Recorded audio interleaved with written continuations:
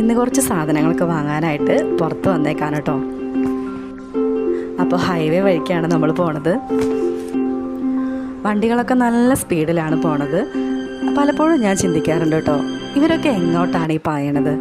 എന്തിനൊക്കെയോ വേണ്ടിയുള്ള നെട്ടോട്ടത്തിലാണല്ലേ എല്ലാവരും. പലപ്പോഴും പലരുടെയും ഡ്രൈവിംഗ് കാണുമ്പോൾ ദേഷ്യവും സങ്കടമൊക്കെ തോന്നാറുണ്ട്.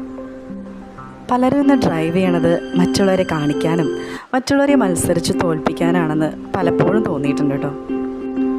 മറ്റുള്ളവർക്ക് സൈഡ് കൊടുക്കാതെ, മറ്റുള്ളവരെ കാത്തു നിൽക്കാതെ, കടത്തിവിടാതെ ഹൈ സ്പീഡിൽ വണ്ടി ഓടിച്ച് പോകുന്നതാണ് ഒരു പെർഫെക്റ്റ് ഡ്രൈവറുടെ ക്വാളിറ്റി എന്നാണ് കേട്ടോ പലരുടെയും മിഥ്യാധാരണ. നമ്മളെ വിശ്വസിച്ച് നമ്മോടൊപ്പം യാത്ര ചെയ്യുന്ന വ്യക്തികളുടെ ജീവൻ നമ്മുടെ കൈകളിൽ സുരക്ഷിതം തന്നെയാണോ?